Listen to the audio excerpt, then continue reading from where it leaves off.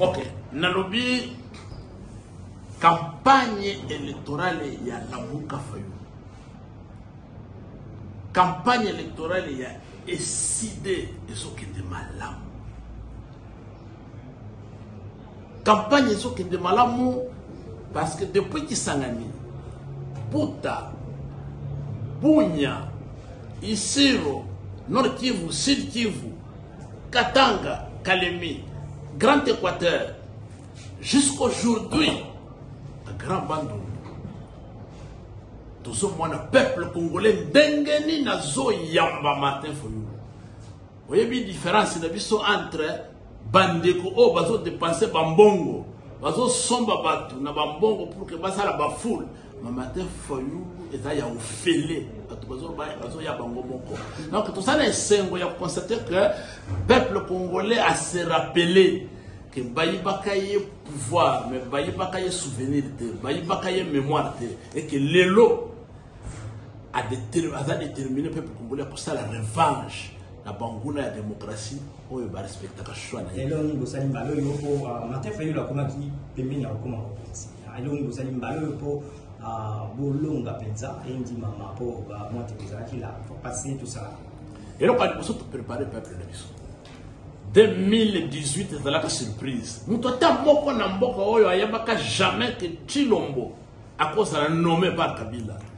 Donc, on a tout ça, au niveau opposition, tu peux respecter le choix du peuple. Mais Kabila a dribblé, a créé confusion, et le peuple congolais a tiré les oreilles de l'été. Mais tout, depuis 2019, il est là. Tout préparé le peuple pour que le 20 décembre, donc dans 4 jours, ceux qui m'ont métier qu'il y a une victoire du peuple, il faut appliquer l'article 64 de la Constitution. Donc, l'article 64, révolution populaire, et il y a 4 jours, ceux qui m'ont sali bouzoba ya koyiba victoire à peuple tout vivre. Vous avez une pensa concrètement. Et ça pacifiquement, selon Miboka Yamboka, Kobima, Komarché, jusqu'à ce que volonté à peuple vous allez respecter. Dès que vous avez l'observation, vous avez un observateur, vous avez un tembe qui m'a connu. Non, il y a un observateur, il y a un témoin. D'ailleurs, il y a une liste, il y a un témoin. Tout ça là qui conformément, il y a un numéro, il y a une carte, il y a un témoin. Tout ça, il y a un numéro, il y a une carte, il y a une photocopie, il y a une carte. Na ba photocopie na ba carte passeport tu dis non circulaire ya seigneur même makambwana eza ba obstacle ba comme ko multiplier parce que ba moni que tout ça très vigilant na ba bureau nyonso à travers la république bazo mona ba témoin ya Lamuka Fayulu ba témoin la Lamuka Fayulu ba lobi bato baza vigilant mais en dehors ya biso ba parti politique tout ça na ba observateur ya 5 ans ya SSC ba kozala na ba bureau wana to kosala synergie pour que à la fin il y a vote.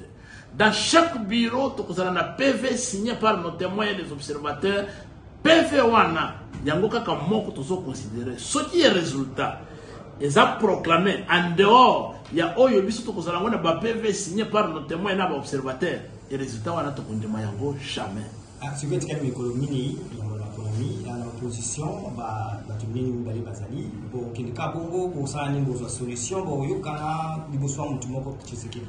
bon, je sais qu'en politique, rien n'est impossible. Mais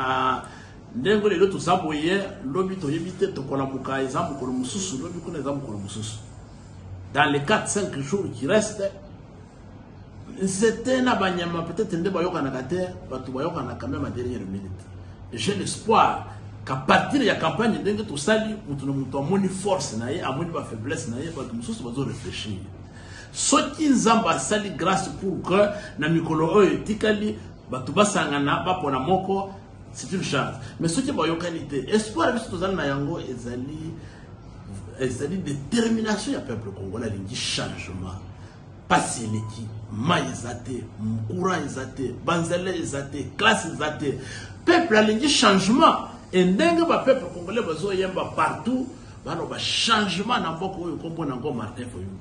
Oyokina kikwite papa bazo yemba tout royo ce qui Fayoulou tête au Kobomana. Donc vous sentez que le peuple est déterminé que si ce n'est pas Fayoulou, cette fois-ci on va en découdre une fois pour toutes. Question sur le Bino Gomoni, c'est nous préparer ma ami, Mais si vous avez la confiance dans la CNT, CNI et la structure Oyo, M. Chilombo, a tiaki pour que va reconduire la fraude électorale. Voilà pourquoi tous ont déployé des témoins partout, tous ont encouragé des observateurs neutres partout pour que le système Oyo parallèle, il y a un comptage de voix et fonctionner tout comparé entre les voix et les PV et les signé les témoins na biso na ba observateur na ba voix oyo ko sala proclamer na Kadima to yebi déjà maele na ye l'article 47 alinéa 3 ya loi électorale et pesi Kadima makoki ya ko transférer ba données électroniques sans que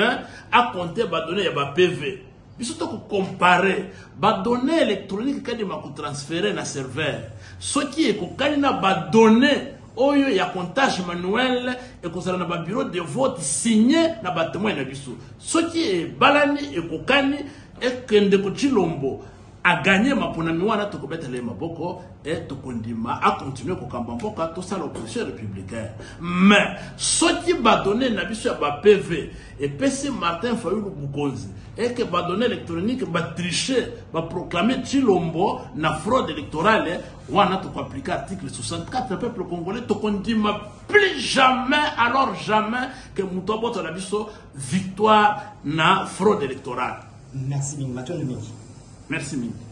Merci beaucoup. Tu as pris le nom de 4 vous avez des clients ou quelque chose sur...